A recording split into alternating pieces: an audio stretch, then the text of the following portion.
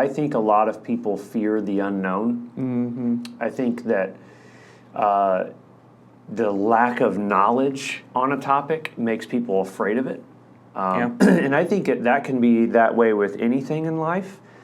Some people get very intimidated by the thought of trying to make more money.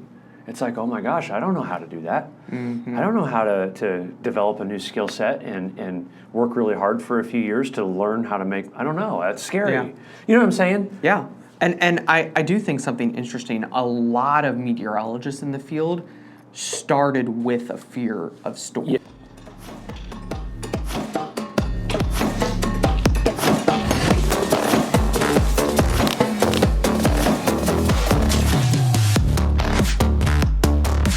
All right.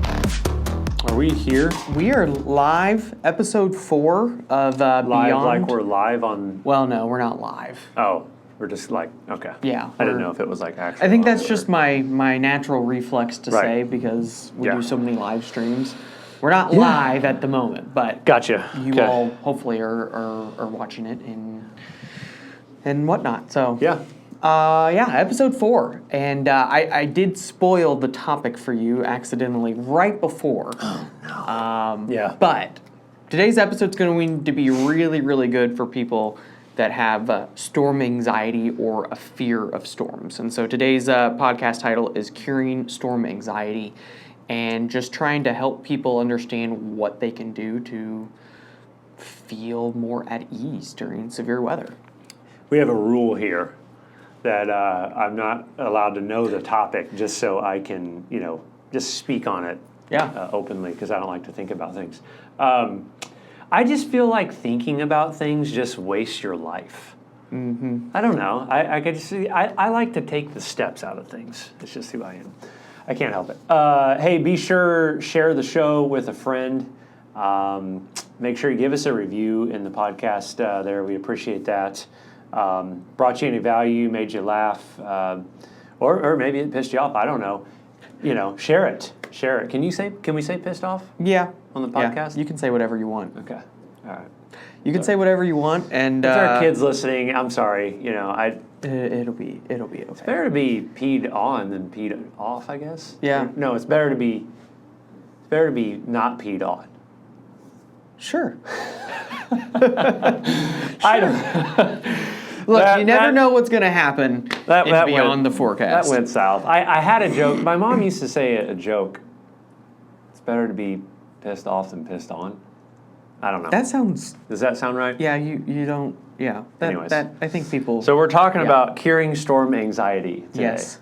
I did have some. What do you got? Yeah. So I like stats. Ooh. So when we came up with this topic, and shout out to Kirk because somebody said something to him about storm anxiety and he brought it to me, and so this was kind of Kirk's idea. But I think it's a great topic because we've had so much severe weather this year and really the past couple of years, and we're seeing a lot of people more and more just be really, really afraid of storms. Mm-hmm. And there was a great quote that you've put on some of our task sheets over time that anxiety is cured by action. Mm-hmm. And so I think in this podcast, kind of talking about the actions that you can take to at least calm your anxieties a little bit. Yep. It may not necessarily mean that you're not fearful at all of storms, but at least the overwhelming anxiety that you might get and the really, really intense fear. Hopefully that we can help you a little bit by giving you specific actions you can take in this podcast during severe weather. Yeah, for sure. There are people they're just legitimately terrified of storms. Mm-hmm. I've seen it. I've got people in my family they just don't like them. I mean, it's not fun for them. Yeah. My kids, they're running outside. They watch me on the back porch and we run out. Now, I'm not saying that that's, the right thing to do. Everyone's going to have opinions on this. This is going to trigger some emotions from people. Okay. Because I'm just going to tell you, people take this stuff personally. Yeah. Some people, when they hear the tornado siren, they're outside looking for a tornado. Mm-hmm. Other people are literally, on the verge of a breakdown, panic attack, and And I'm not saying one's better or worse. It's just how some people are different here. Yeah, you know? yeah, for sure. And I wonder why that is. I think it's kind of back to your quote, but I think a lot of people fear the unknown. Mm-hmm. I think that the lack of knowledge on a topic makes people afraid of it. And I think that can be that way with anything in life. Some people get very intimidated by the thought of trying to make more money. It's like, oh my gosh, I don't know how to do that. Mm-hmm. I don't know how to develop a new skill set and work really hard for a few years to learn how to I don't know, that's scary. Yeah. You know what I'm saying? Yeah, and I do think something interesting, a lot of meteorologists in the field started with a fear of storms. Yes, that's a very good point. And so I do wonder if the reason that so many of those people that are afraid of storms become meteorologists is, trying to find that action to be able to understand weather as much as they can to prepare themselves to ease that anxiety. Yeah, I mean, you got to think, what are you doing when you're becoming a meteorologist? You're learning, mm-hmm. and so you're the fear of the unknown, which that's where if you study fear, I have actually studied fear immensely. I've read books about it. I've listened to podcasts. Fear it's the false representation of something appearing to be real. Mm-hmm. And in our minds, to us, that the factor that actually triggers fear is not knowing. Yeah. So all these meteorologists now that had a fear of it as a young kid, now they know everything about it. So now they know, well, if it's here on radar, it doesn't matter. It's not going to get me. Or now I know what to look for. Yeah. So that maybe is the step number one mm-hmm. to curing storm anxiety is to learn. Yeah. And it maybe goes beyond just learning what to do when there's a storm. Maybe it goes into really doing some research and asking us questions. We're always happy to educate. Mm-hmm. People ask us questions in the Facebook comments and the Twitter comments all the time. Why is the weather doing what it's doing? So maybe learning a little bit about how weather works along with learning what to do when there's severe weather in terms of preparing. Yep. So that's maybe action step number one is, educate yourself a little bit, ask questions to understand how these storms form and how they work a little bit. Yeah, and I will tell you, I mean, with technology now and AI, I mean, you could ask that AI anything, mm-hmm. and it's probably going to give you a pretty good answer, especially to scientific stuff like the atmosphere and thunderstorms. Yeah. But I think another important aspect of this is having a somewhat of a planned system. And that may look different for everybody, but what I mean by this is okay, thunderstorms, severe weather in the forecast. Know where you're going to get your information, mm-hmm. and get a good idea of timing, and then just be ready for that window. Yeah, of when to expect it, and being prepared mentally for the potential can really alleviate a lot of stress. And that goes, again, back, that's taking action towards the anxieties, having a plan in place. And here's the thing. This is such a common thing nowadays. If you are failing to plan, you're planning to fail. So many people look over preparation. Yeah. Simple. You could prepare for a thunderstorm in 5 minutes. I mean, just watch your forecast and and to go back to that, I think the first thing that you said in terms of having a reliable source, I think that one potential cause of anxiety is confusion. And so if you're getting 5 different things or 10 different things, 10 different people telling you different things, and then you've got the tornado sirens going off and you're not sure what that means because it's different for every county, mm-hmm. that will naturally cause anxiety. Mm-hmm. When there's confusion, there's overwhelming amounts of information that you don't know how to filter through. Mm-hmm. That can certainly cause a lot of anxiety. And so my recommendation is one source, one reliable source of weather. If it's Clarity and BAM Weather, that's fantastic. We're just about to launch the Clarity Home again, so that everybody from a business to just the personal user can have access to the Clarity platform. Whether it's us, that'd be great. If not, just have one reliable source that you know you can trust to get weather information, so you don't have all the noise. Yeah, when there's severe weather of any kind or there's snow of any kind, the problem is there is an enormous overload of ignorance from wannabe weather pages. It's bad. Yeah. Especially Facebook and TikTok. These people are live streaming, trying to offer coverage, and it's not good. What is that noise? Do we know what that is? Oh, is Maybe that it's my? I think that's my Facebook notifications going off. Ding ding. See, it's haunting us. Sorry. Anyways, so it's difficult to. I see it in the comments of our streams. Hey, Bob's page over here is saying this, and why aren't you saying that?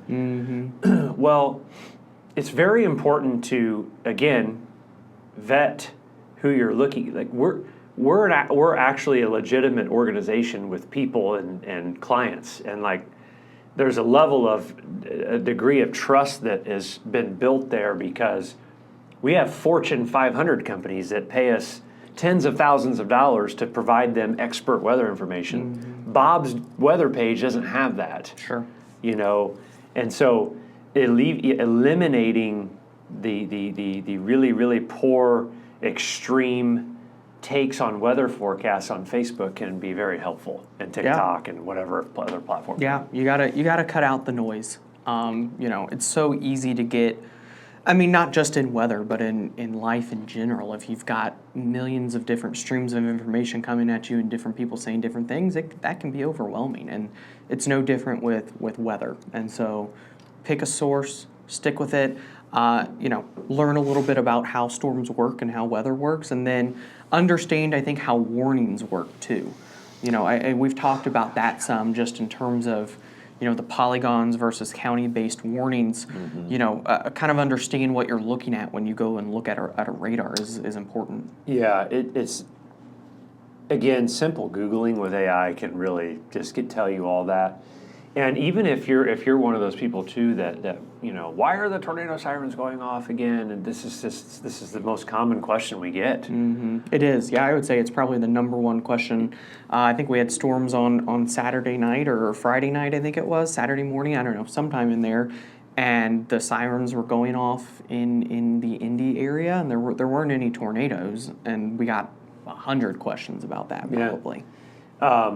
You have to understand that these sirens are triggered by people that are following very, very stupid policies or rules that are very old. And some of these people that trigger these sirens, they may not even want to trigger them, but they have to because it's part of their policy that it's written into the county or the state, whatever, laws or whatever they got. And every county or area, town is different in how they do it, which is why I think that there's so much confusion. So yeah, don't again, have one good source to get weather warning information, whether it's severe thunderstorm warning, tornado warning, winter storm warning, and don't rely on the sirens to, 100% tell you what's happening. Because some counties set it off if there's a severe thunderstorm warning and a tornado watch. Some set it off if there's a certain threshold of winds that's been issued. Some only set it off for tornado warnings. The issue is there's no standard. That's the big issue. If there was just a set standard, then it would be a lot less confusing for people. Yeah, I mean, it really is alarming and scary, the massive level of inefficiency and just chaos at government levels with anything. I think we're all pretty much accustomed to that by now over the last 5 years of life. And one might ask, how in the world is it so bad? Well, I don't know, but it is. Yeah, it's just happened just how it is. over time. People have decided different things, and you know, I think that again, cutting out that piece of noise and just trusting the source that you have will help you a lot. For sure. I did have a couple of stats that I wanted to bring up. Let's hear them. Because the other part of this, I think, is what's the real probability that you're going to get hit with a tornado? And there was a study done. It was actually a news station in Northwest Ohio, so fairly close to our area, right? Somewhat close to our area. And they basically came up with that there's a 1 in 12,000 chance that you actually get hit with a tornado every year. 1 in 12,000. That is very, very low. It is. I'm surprised, honestly surprised it's not even lower than that. Yeah. That makes sense. Yeah, and so, you know, that just in general, that there's a very low chance that you get hit with a tornado. And from that point, there is only 10% of tornadoes are EF2 or stronger. And EF2 tornadoes and stronger, they account for about 92% of all fatalities related to tornadoes. And so, you know, you combine those numbers together, and the probability of being hit with an intense tornado capable of killing you is very, very low. It is. And so I just got to thinking as you're talking. Sure. I'm using AI, using Grok here. And I said, hey, how many deaths from car accidents occur per day? Based on available data, approximately 3,700 people die every day in car accidents worldwide. It's estimated 1.3 million annual road traffic deaths. In the United States, recent estimates suggest around 118 fatalities per day based on motor vehicle deaths. That is unbelievable. That is actually kind of scary if you think about it. And you can maybe Google or ask Grok real quick, but I think that the total tornado fatalities for a year is about that number for the whole year, for the whole country. I think it's about 100 or 200, somewhere in there. I know it varies year over year depending on how active that it is, but I just asked it, and it says right here, United States, the U.S. averages around 71 to 80 tornado-related deaths annually. 2024, there were 53. So far this year, there's been 35. In 2023, we had 86 deaths. there you go. The most ever. 2011, 553 people were killed due to major tornado outbreaks. Which was the most, active tornado season on record. Yeah. And so, that really puts it into perspective that more people die every day than people die every year. More people die every day from motor vehicle accidents than people die per year from tornadoes. Yep. And the reason I wanted to share that is not to take away from the people that have suffered death from tornadoes or car accidents. It's just an education piece to tell us that to bring some peace of mind. Yeah. You know, is to relax a little bit. Yes, people get hit by tornadoes. Sure. Yes, they can kill you. Yes, they can cause a lot of damage. Yeah, but the odds are you are way more at risk every day you get into your vehicle to drive to work dying. Every day you risk your life to drive. Like, you could be the world's safest driver if Bob runs a red light and hits you. That could be it. Yeah. Like, that's the risk you take to travel every day, and arguably it is 1,000 times worse than being in a thunderstorm. Yeah. So. And you can't do anything to prevent somebody else on the road potentially harming you, but you can do things to keep yourself safe in that 1 in 12,000 chance that you do get hit with a tornado. There are things that you can do to keep yourself safe. Yep. And I think that it's well known for the most part, but just to kind of go over a couple of them, go into a basement. Yep. Stay away from windows, even in damaging wind events, stay away from windows. If there's a big lightning storm, stay away from windows.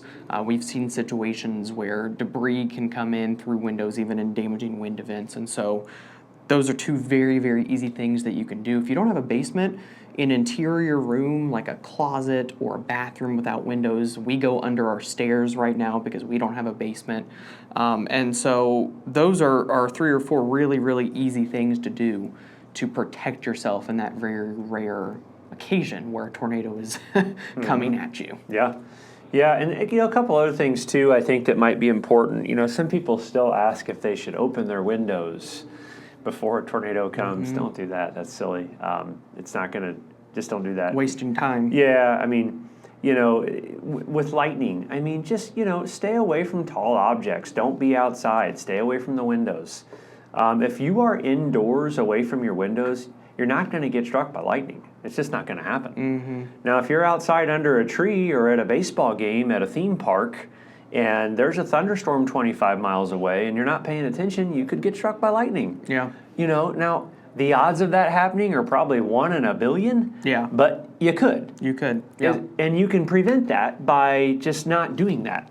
If a thunderstorm's close and you hear thunder, it's close enough to strike you. Yeah. So go inside. That's a great tip. If you can hear thunder, it is close enough to strike you. Bottom line, nothing else to that, really. Yep. Even if you don't have the Clarity app or a different app that's tracking lightning, that's simple. Yep. If you hear it, go inside. Yep. Sometimes you'll see lightning that's further away, beyond 20, 30 miles. What people think is heat lightning, which is not a real thing, but it's just lightning that you're seeing really, really far away. Heat lightning is not real. Wow. No. People still get really tripped up by that. Yeah. Even to this day. In fact, if you made a post, Hope, today telling people that heat lightning wasn't real, I bet it would go crazy. People don't get it. They don't understand. It's not. It's lightning from a distant thunderstorm.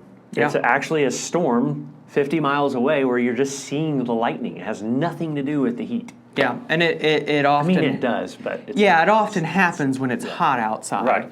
Right? Yeah. To get the clouds that are that tall, and I think there's a little bit more to it with the humidity in the air and the sound and all that. But yeah, heat lightning not a real thing. But I think that a couple of other things just real quick. If you're under a tornado warning, you're outside. Number one, if you're in your car, do not take shelter under a highway overpass. Ooh. That is the worst place you could probably be because it creates a wind tunnel.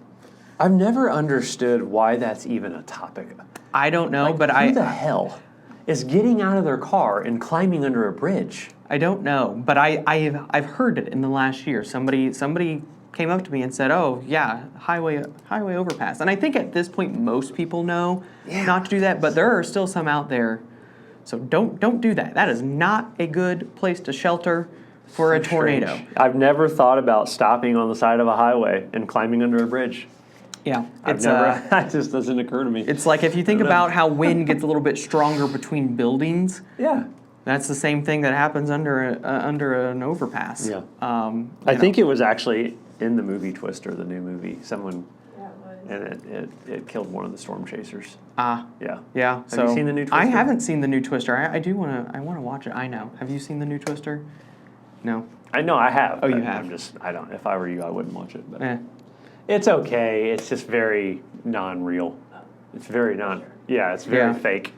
Yeah. So Hope, we're about out of time. Will you just turn the sound off for a second? Because I want to keep going with this for a minute in terms of the music, just the sound on the computer, so it doesn't get picked up by the mic. Mute the computer.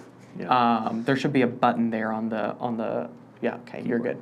So just to kind of keep this going here, real quick, the other thing, if you are in a car, place to go is probably not in your car because tornadoes can pick those up and throw you around. Yeah. Unless you're in a tank, like a Cybertruck or something like that. I don't know what the safety is on that. I still think they can throw those around too. Probably so. But you're at least encased in a little bit of metal. But you want to get down into like a ditch, get really low, cover your head with your arms, or if you have books or a backpack or something, as low as you can get to the ground in a situation like that is where you would want to go. Here's why I think the new Twister movie is bad for people with storm anxiety. Okay. Because they give the idea that we can stop storms, for one, that we can put chemicals into the sky and kill tornadoes. Yeah, that's not possible. That doesn't happen. A lot of people really believe this. And they believe that we can alter things like that, and you can't. And the other thing is like the Twister movie is like violent tornado, like sucking people out of the sky and ravishing. Like it's not real. Mm-hmm. Okay, nothing about that movie, and even the meteorology in the movie is sketch. Yeah. Like they didn't do a whole lot of research, I don't think, on how to really talk about the weather, and so Twister movie, not real, fiction, very very fiction, very fictitious, very fake. So just FYI. Yeah. I think, gosh, correct me if I'm wrong. I don't think there's been an actual confirmed EF5 tornado in the U.S. in like 10 years or Since something Joplin. like that. Joplin was the last one. Was that 2011, 2013, something like that? 11, I think. So it's been almost 15 years, and so that's over 200 mile per hour. Again, to get those upper end tornadoes, we've seen them this year. It's been one of the most active years since 2011, if not the most active severe weather season since 2011. But it's not super common to get those more intense tornadoes. Again, a very low probability. They happen, which is why you need to heed warnings and have a plan. But a tornado like Joplin is a once in a lifetime. Yeah, you just don't get mile wide EF5s. No, it's not a thing. Even the EF4 I chased in Henryville, it wasn't even a quarter mile wide. I mean, maybe. Yeah. But you're talking about painting the sky black with EF5 winds. This is not real. Normally. Yeah, it's a once in a decade or more type of a deal. So. Yeah, I think the whole thing to this, Brett, is just education, Google stuff, follow a trusted source, teach yourself. If you hear thunder, go inside, stay away from the windows, and understand the tornado siren policies and how watches and warnings work. That can really help alleviate a lot of the unknown for you. Yeah, and I think that at the end of the day, if you have all of that stuff, then, tell yourself, like, I'm going to be okay, right? Like, you're going to be okay. You're going to be fine. If you understand what's going on, if you know what to do to prepare, if you know how to act in these situations, and you understand that the probability of getting seriously injured by a tornado is relatively low, especially if you take all those actions. Yeah. Love it. Anything else to add? No, I think the only other thing I would say is, to wrap up, is there's a lot of misinformation out about weather radar, weather forecasts, myths. My uncle says this, my grandma says that. The level of ignorance in this field is tremendously high. It's very, very high with just people that just don't know what they're talking about. Mm-hmm. Even on-air meteorologists that are on television, a lot of times have no clue what they're talking about. And I don't mean that to be disrespectful or mean, but it is true. There are some people that are just outside of the scope of where they should be talking. Mm-hmm. So that's why I talk about really understand this stuff. And by simply Googling things, it can just go a long way. Just like the whole heat lightning thing. That blows people's mind. It's 2025 and people still think there's heat lightning. There isn't. So it's just education is the big thing. And your grandma or your grandpa who has this myth that's been around for 53 years, it's wrong. It's not right. Listen to science, not myths. Yeah. So. All right, guys. Well, that is it for today's episode of Beyond the Forecast. Guys, share this with a friend. Share the link. We're going to have a YouTube video out on it and a couple of reels. Share that with somebody, especially if you know somebody that has a phobia or a fear of storms and severe weather. This is the podcast episode for them. Yep. We want to share this with as many people as possible to try to cure storm anxiety. Thank you all so much for watching.